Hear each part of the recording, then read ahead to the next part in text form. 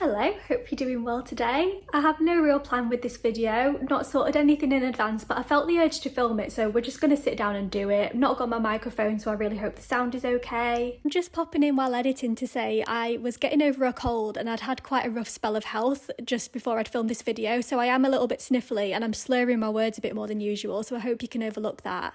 And also, I don't think I'm saying the word ambulatory right, which is kind of key for this video. It's only ever been said to me as ambulatory, but the more research I've done, the more I'm starting to question whether that's right, so I hope you can overlook that as well. You live and you learn.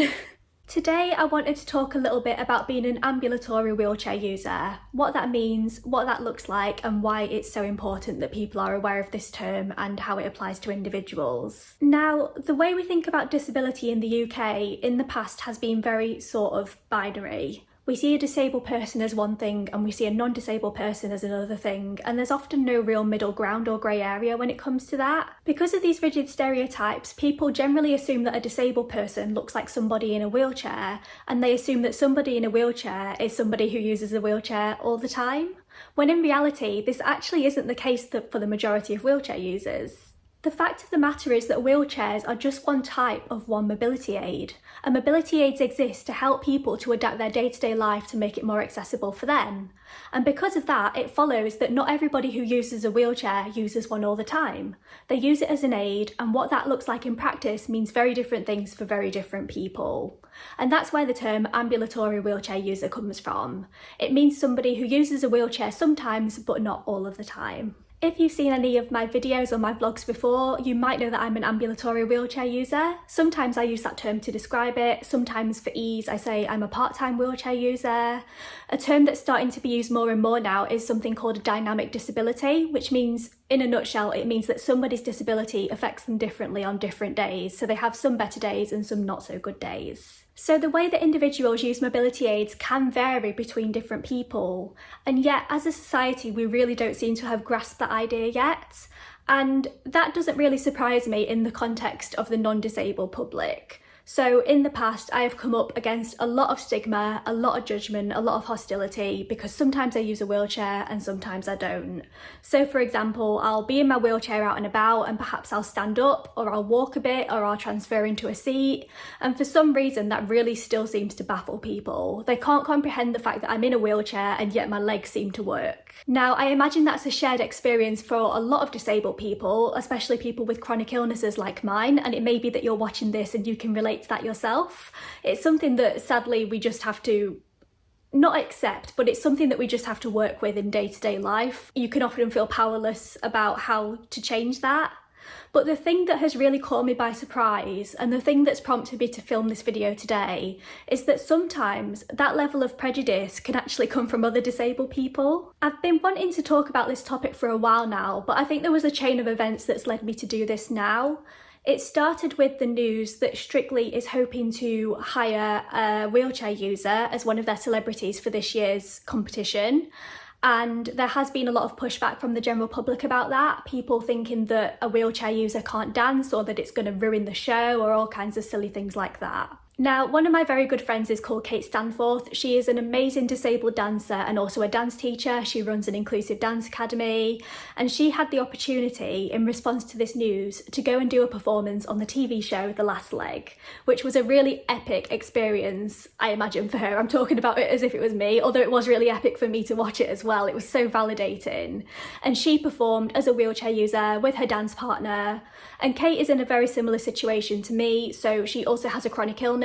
She does use a wheelchair a lot of the time, but she does have the ability to move her legs and to stand. And in that performance, she had incorporated that into the way that she moved her body. It goes without saying that that was a beautiful performance, and that would have been so incredibly validating for so many people to see.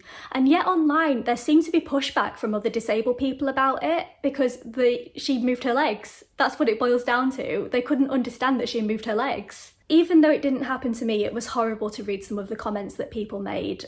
Stuff questioning her own disability, whether she was even disabled. I remember one person saying something along the lines of, why have they used a non-disabled dancer using a wheelchair as a prop? It got me, because although these attitudes may be common among the non-disabled public, it just hits different when it comes from other disabled people who you think should be the ones who would understand, or at least have empathy, or at least have a more open mind about these things. And when you're an ambulatory wheelchair user, or you have a chronic illness or an energy limiting condition that perhaps isn't always understood as easily as other kinds of disability, not that it's competition, we're not going to go down that route, you can feel quite powerless as to feeling like there's nothing you can really do about it.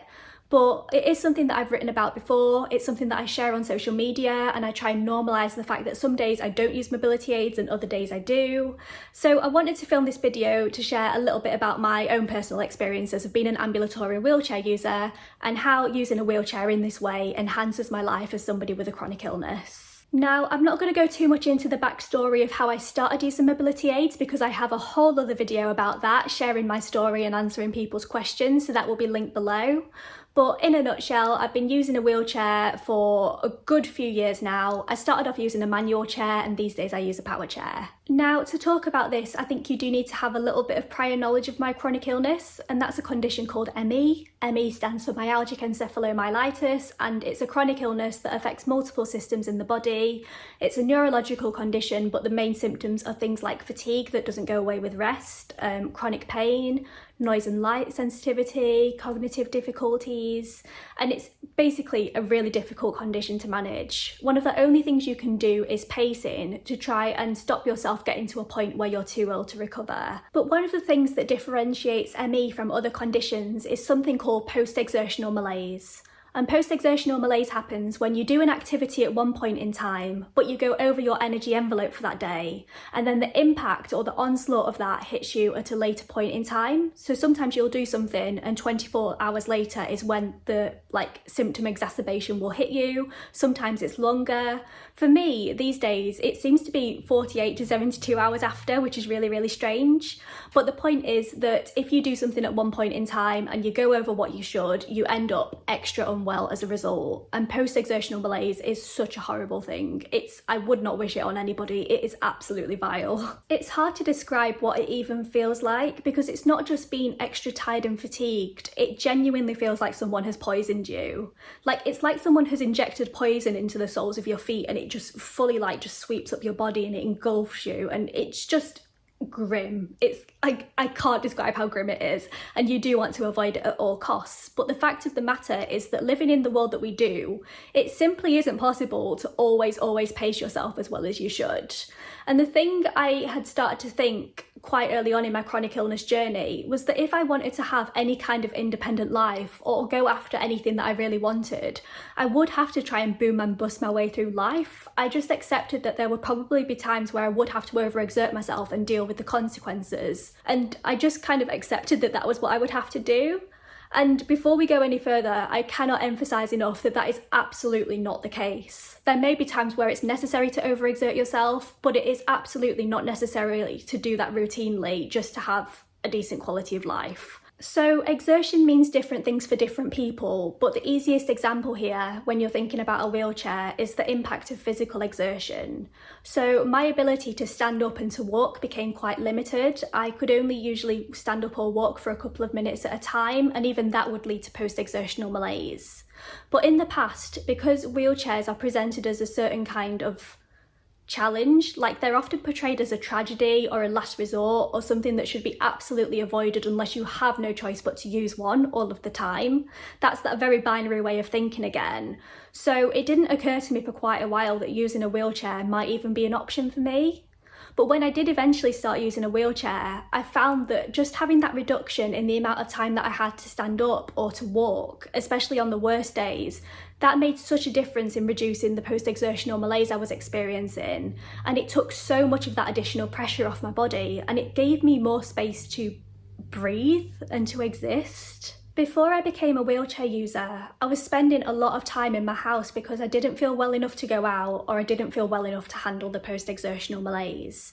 And it's really telling to me now that I was staying in the house rather than being open to the idea of using a wheelchair, because society had taught me that that was somehow a negative thing. When I started using a wheelchair, I found that I could leave the house a lot more and do it in a way that worked for me. So I could go out on adventures, I could socialise with my friends, I could get fresh air, and that that alone made a massive difference to my quality of life because I was getting out more and I wasn't more ill as a result. I don't have any physiological evidence to back this up, but I know intuitively that this is what happened.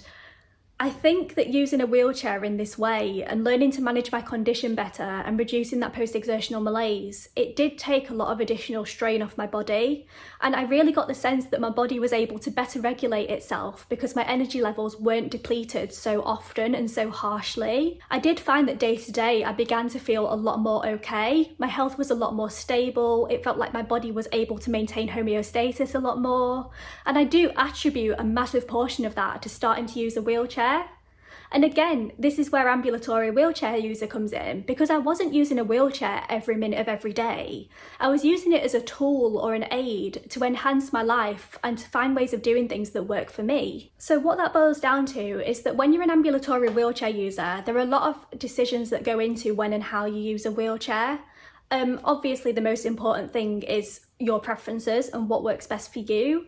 But if you see somebody using a wheelchair on one day and not on another day, there are usually many different things that have factored into that decision. So these days, my preference is to use a wheelchair more often than not when I'm going out and spending a significant amount of time out of the house, because I often worry about whether I'm going to be able to find seating, whether there's going to be any unplanned standing involved when I go out with my friends. But if I'm only popping out for a short appointment, say, and I get a lift door to door, I personally know that I can walk the short amount from the car into the GP's office, let's say, and I can sit down and I can walk this short amount into the consulting room, and that's a doable thing for me. Sometimes the factors that influence that decision are more out of my control. So sometimes it's a lack of accessibility, which means that I can't always use a wheelchair as much as I would like to. And there are still times where I have to take the hit from doing more and putting more physical exertion in, and I have to deal with post-exertional malaise because the barriers in society mean that I can't use a wheelchair on that day. So a building might not be accessible that I need to get in for work or to go for food or something.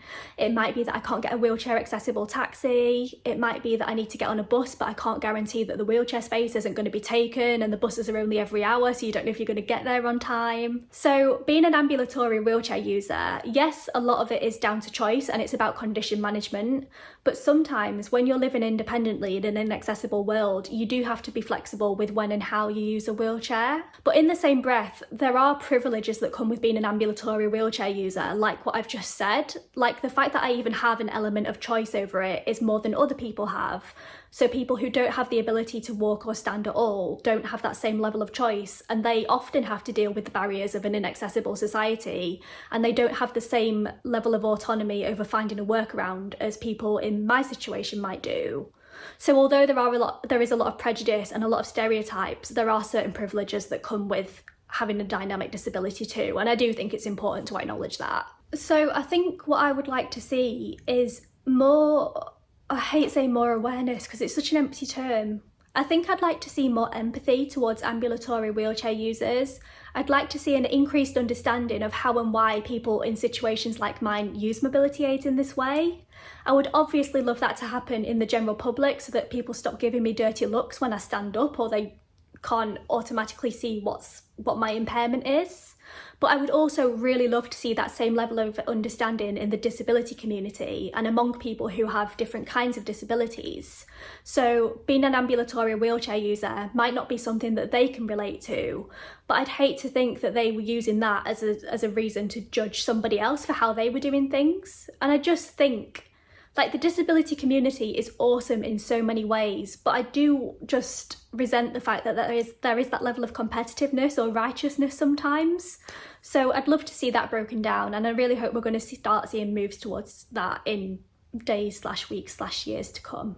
I don't know if any of that made sense. I think I might have just waffled for 20 minutes, but I'd love to hear your thoughts. Like I said, I am absolutely certain I'm not alone in having these concerns, and I'm sure there are other people who have very similar experiences.